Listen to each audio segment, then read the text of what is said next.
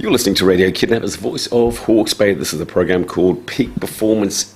No, it's not. What's it called? Instant Zone. That's right. Peak Performance every day. You were testing me, huh? With Edmond Otis. How are you, Edmond? Hey, I'm doing great. How are you? Good. Can you believe another year has nearly gone? Unbelievable. But it's holiday season. Yeah, absolutely. I can't wait. Tell our listeners what this program is all about. Well, graciously, you guys invited me on, and I do what I think of as performance coaching. I work with people and organizations, athletes, in order to help them do better at whatever it is they're trying to do. My background is mainly sport and psychology. I'm a senior lecturer at EIT in sport and health science, and obviously from the accent, I'm from the U.S. Yes, and we moved here about 10 years ago and fell in love with New Zealand.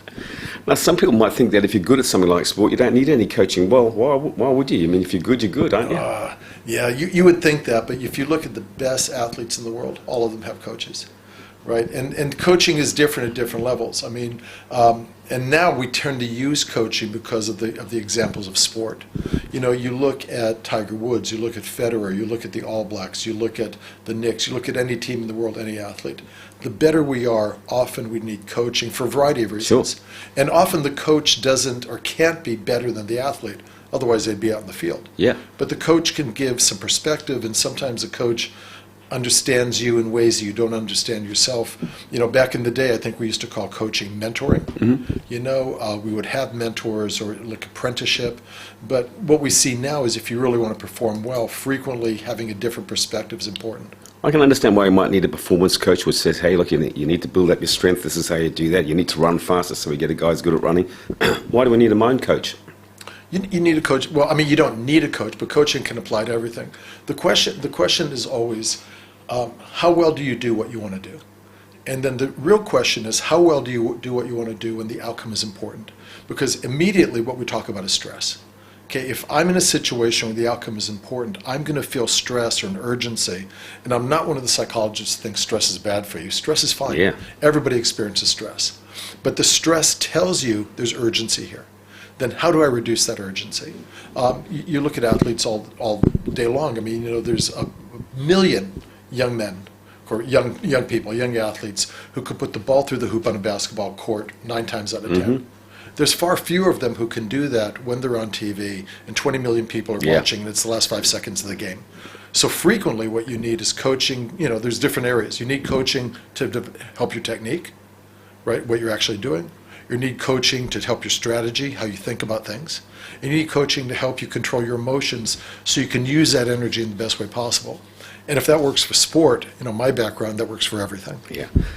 Just as an example, before we get on to today's topic, someone like the All Blacks, for instance, greatest rugby team in the world, how much would you need to get inside their head, or how far out from a game would you need to be psychologically coaching them that, hey, this is the big day coming up? Or do they get to the point where it's just second nature to them because they're always out there doing it? I think it's all out there. I mean, I know the All Blacks have one regular, but usually they have 2 what we call mental skills coaches. Mm-hmm. It's as important as physical skills. I think they do it all the way through their training.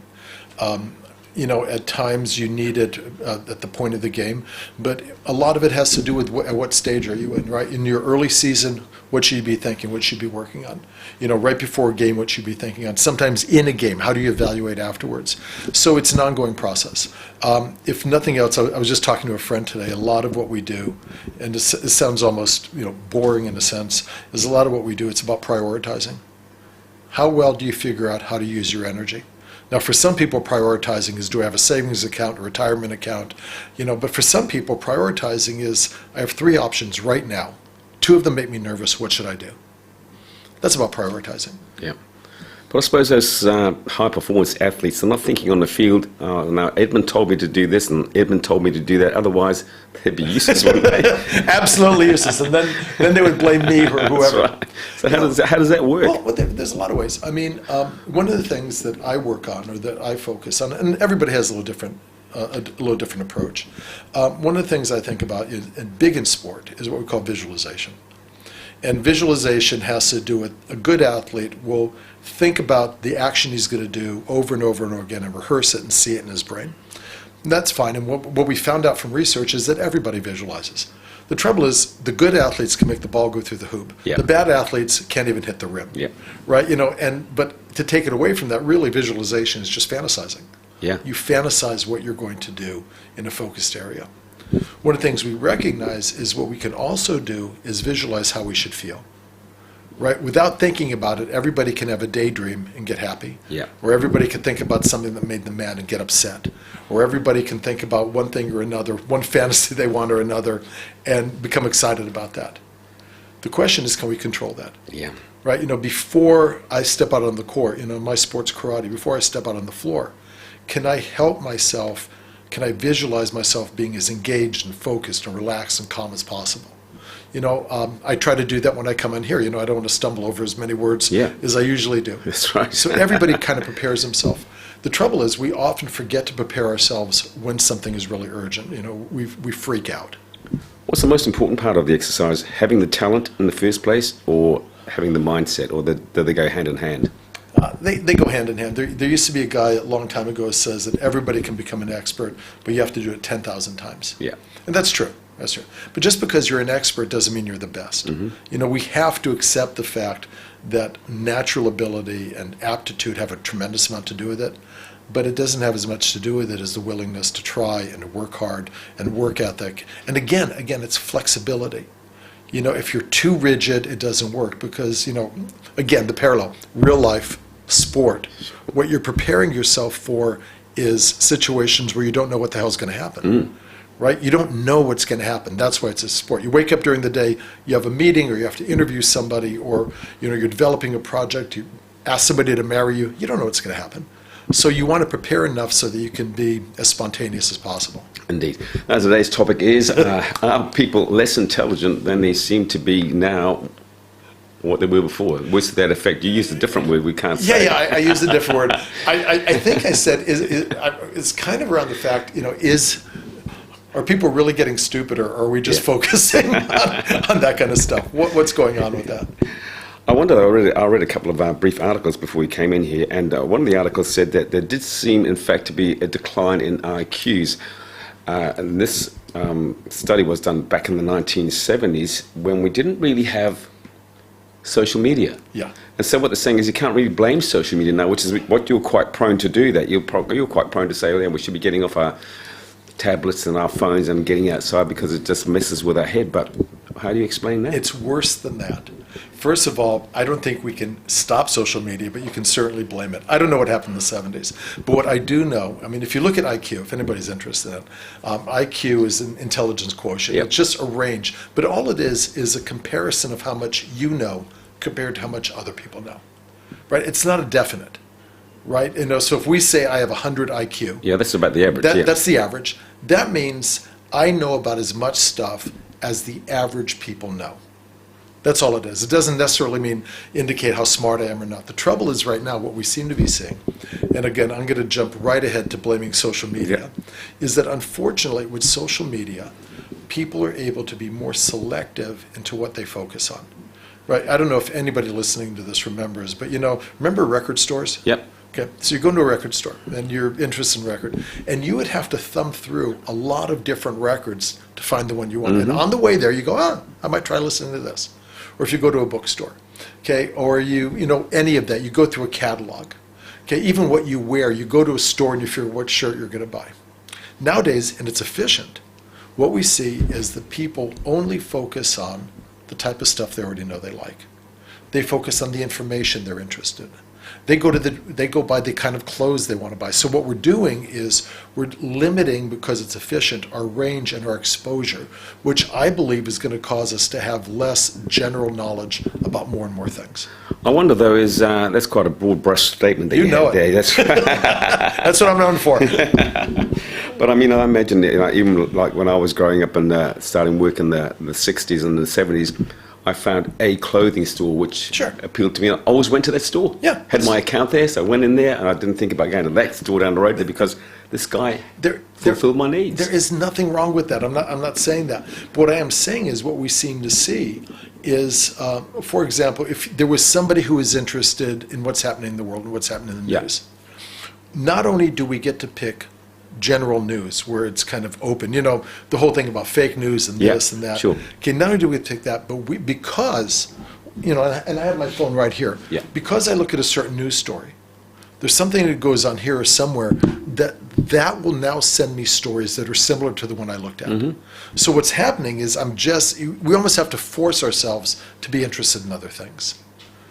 But you're not a stupid guy. Thank you. I'm going to take your word for it right here. But the problem is that that argument that you just used, it does indicate a bias towards a story, right? Yes. But you're intelligent enough to think, okay, well, I've read that story, so now I'm going to read that side of the story and just see where I think the middle actually is. But what you're saying is that most people aren't doing that. Most people don't do that, and to be honest, I don't do that. I think that I should, but I don't have time to do that. What I do instead is I read 10 of the same story and I go, half of them are lying to me, and then I try to make up a different idea. But it's the same. It's the same with music. It's the same with the kind of TV shows we like. And again, there's nothing wrong with having favorites, but one of the things I'm concerned about, and I see, I do a lot of work with high school students around resilience, where EIT and the DHB and Health Hawks Bay are involved in a program about resilience. And so we're there a lot. And one of the things I'm working on is if you have fewer options, you have fewer choices, things that can help you. So being able to see a multitude of options is an aspect of resilience. So I'm interested in that. Okay, so how do you get your head around that, though? I mean, let's just bring it back to you for a minute. And you agreed that you don't seek out the other point of view. But that doesn't make you stupid. No, we're not talking about stupid. We're talking about how much information I'm exposed to. But if you're only exposing yourself to your right-wing bias, hypothetically, or your left-wing bias, you have got the brains to think, well, they can't all be right, can they? So yes. I will now actively seek out. So yes. I would do that. I love getting both sides. Of course you do that. Look at the business you're in. Yeah. Of course you do. And a lot of people either aren't doing that or don't do that or don't have the time to do that. That creates a situation. I mean, I don't know when the show goes on right now, but obviously because I'm from the U.S., I like politics, so I'm interested in what goes on here. I'm interested in the whole UK Brexit thing. That's kind of fascinating. I'm interested in the U.S. the Trump thing with the impeachment. But the most interesting thing that I've just read today. So the impeachment hearings are going on. Mm-hmm. God knows if anybody listening to this is interested. I'll get over it. I'm interested. But the number one thing that was interesting to me is they did a survey, and 80% of the people said, no matter what is found, I'm not going to change my mind. Yeah. And that's true on either side of how you feel about it. So what do you put that down to? You put that down to stupidity, or? Yes. Well, okay. Well, in a sense, I mean, you have a definition, and this may be certainly the wrong show to video. Yeah. What we look at is it a failure to process information? Right. Anytime you look at intelligence, there's all different ways, and everybody wants their kids to be the smartest or this and that. But the simplest definition of intelligence is your ability to process information, and there's all kinds of intelligence, right? There's in fact there's this guy. This is going to turn awful academic.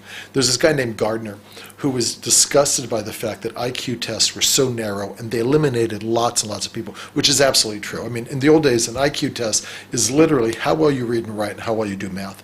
Well, a lot of people have never been exposed to that, exposed to math or exposed to higher education, which in no way indicates how intelligent they are. So he came up with seven areas, right? So there's physical intelligence. That means, we'll talk about the best examples, a natural athlete. There are some 5-year-olds who can stand on one foot on the back of a bench, have a sandwich in one hand and juggle a ball with the other hand. Nobody taught them to do it. They're just brilliant. Yeah. And then there's some people who can't, walk and chew gum at the same time. Yes. And most of us fall somewhere in between. So there's physical intelligence. There's interpersonal intelligence. Some people just understand other people better. There's what they call, which I like, intrapersonal intelligence. And that means how well do you understand yourself? Right. There's mathematical, there's spatial, which is kind of interesting. Can you make it through a room? Can you hit a golf ball? So there's a lot of different kinds of intelligence, but basically what it comes down to is our ability to process information. Now, where it goes back to coaching, for example, anxiety, sometimes even the most intelligent people or the most natural athletes, if we have a lot of anxiety or emotion invested, that compromises our ability to focus. That compromises our ability to function. So for a lot of people, we all know this, if we're afraid, we often make the wrong decision. God knows when we're angry, we make the wrong decision. If we're nervous, if we're depressed, we make the wrong decision. So what you can't separate out, and it sounds cold-blooded, but you can't separate the effect emotions have on function. And again, that's what we all think about. It all overlaps. Yeah. Okay, now you picked the subject. So what really makes you think that we're dumber now than what we were 50 years ago? I don't know if we're dumber now. First of all, we'll pull back from that. I think one of the things that's a problem, and again goes back to this, is we seem to be exposed and we're looking at more and more bad things, right? If you look at all the research and you look what's going on, the world is a safer, better, healthier place now than it's ever been. Sure. However, if you look at the internet, look at the newspapers, you would never think that. We're safer now than we've ever been. Murder rate, I mean, obviously there's some terrible areas where there's war, and I understand that. But in the US, in the UK, in Europe, New Zealand, thankfully, has always been relatively safe per size of population. We're much safer than we've been before. People are better fed now. People are healthier now. But the trouble is, because it's how humans are, we always want to look for danger. Yeah, of course. We tend to think that things are worse. I feel we tend to lose our optimism. And that, in a sense, that's part of intelligence also, right? That's part of being dumb. If I think, everything is trouble, that things are terrible, that tends to affect our moods. We were just talking about it this morning, actually, and what we thought was, okay, well, back in the 1950s and 60s when I was growing up, and you were just not far behind me there, but we didn't get the news for weeks. Yeah. So something bad happened in England. It either had to come over on a boat, which took 6 weeks, or they had to telegraph us through and it came out in the newspaper. Yeah. But now it's at your fingertips 24 hours a day. And so were we just naive back then, and now we're not? Now we're much smarter because we can find that information out in a blink. No, but again, it's about prioritizing. Okay, I think people need to be careful about how much negative news they listen to. I think people need to spend more time on what is in their immediate surroundings. I think people need to focus on their immediate relationships. And it's easy to get distracted. 30 years ago when phones first came out, they did this cool thing, actually at my old university.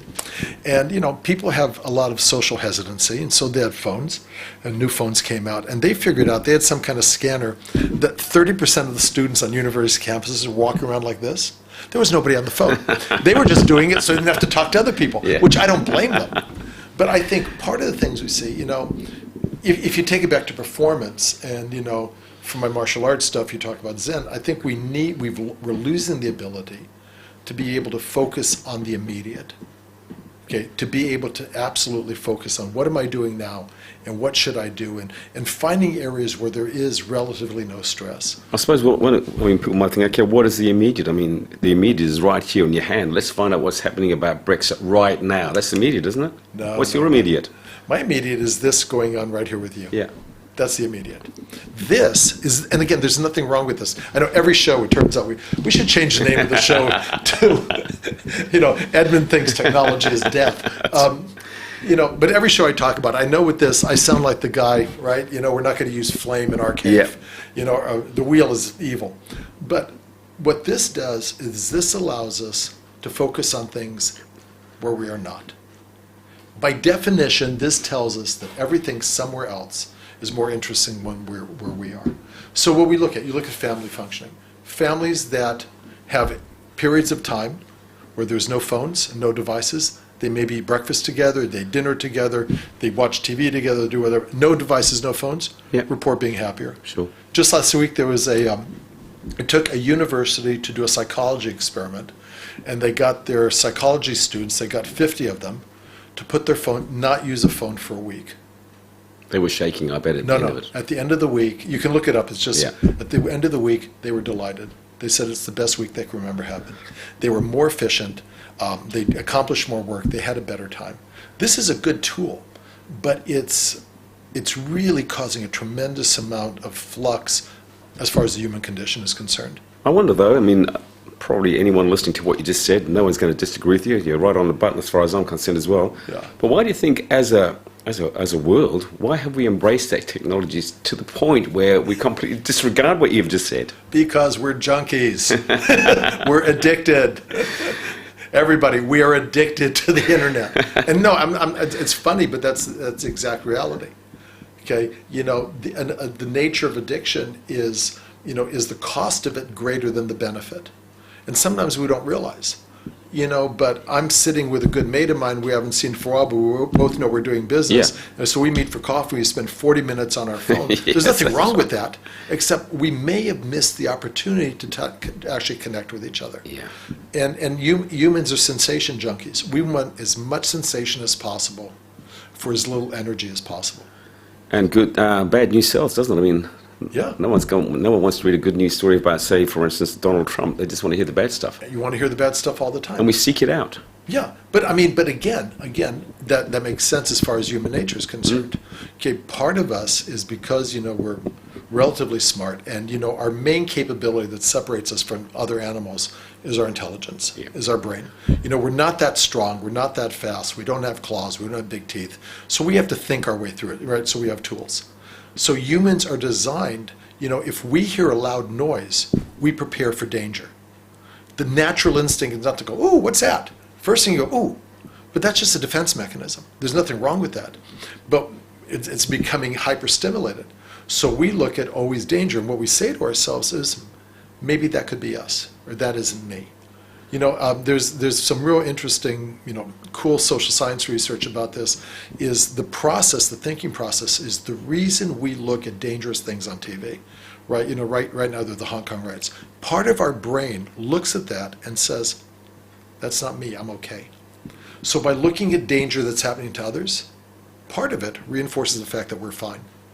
It's kind of perverse. Yeah. Although I wonder, my wife and I were just talking about that a few days ago, and we were just saying, wow, the world is going mad. No matter which country you look at, there is something awful going on in that country. And when you wind the clock back, let's go back 20, 30 years, the world wasn't quite that bad. But we have become desensitized, because we can see those riots and we don't think twice about it. But again, going back to what I said, we can compare statistics. We're just more aware of it now. The world is safer now than it was before. There were just as many coups, just as many revolutions, just as many riots. There were more so. Literally right now, fewer people are going to die because of violence and because of domestic unrest than 20 years ago and 20 years before that. Do you think that we've desensitized ourselves to all that violence, whereas 20 years ago we would have at least be talking about it for a few days? I think we're just over-aware of it. We're desensitizing ourselves, and at the same time, we're assuming that things are worse than they really are. There's a tremendous amount of opportunity. But again, literally, fewer people worldwide are starving to death than 20 years ago, dying of violence 20 years ago. There's less civil unrest than there was 20 years ago. But what we're seeing now is thrown at us all the time. Yeah. That becomes a problem. Couple of minutes to go, so in a short space of time, just tell us how can we raise our own IQ? Okay, I think one of the things you could look at is what I do with clients. Let's really try to focus on what really is important to us and concentrate on that. And by important to us, and it could be all kinds of things, right? It could be a goal, I would like to do something, or what's important to us is just enjoying what I have and figuring out how we can actually achieve that goal. I think that's the most useful thing we can do. That'll make us smarter. What's the longest time that you've gone on without your cell phone? Lately? Yeah. God, I'm as much of a junkie as anybody else. Yeah. I do turn it off when I watch TV. If I'm at home and I watch TV with my family or my wife, I do turn it off. I try not to turn it on until the morning. So I'll go 12, 13 hours without it. But in the morning, I check it. Yeah. Yeah. We're all check it and tied check in it there. and check it. but I turn it off for lectures. I turn it off for clients. I try to be fairly consistent. But it's tough. You just forget. It isn't that I'm drawn to it, but you forget. I'm at least a bit bored. Oh, there's something moderately interesting. It's probably no worse than picking up a book, though, is it? Yes. Why is it worse than picking up a book? It's a whole different show. And one of the reasons is, this kind of projects information at you, and it's continually changing. Here's one of the things we're saying last minute. It isn't that there's information here. One of the things this is doing is not only is it making us more aware of danger, it is shortening our attention span and our tolerance for frustration. Because right now, and they do all kinds of research around this, people, when this first came out, people were looking at stuff, people scroll right faster and faster. What that means is we look at things and we determine, I think it's a second and a half now, if this is boring. You can't determine if something's boring in a second and a half. So what it's teaching us is not to concentrate. You pick up a book, Yep. you have to work your way through it and see if you like it. That is another story. Another story. Good on you, Edmond. As always, our pleasure. You look after yourself. We'll talk to you same time, same place next time. Hey, thanks a lot. Bye-bye.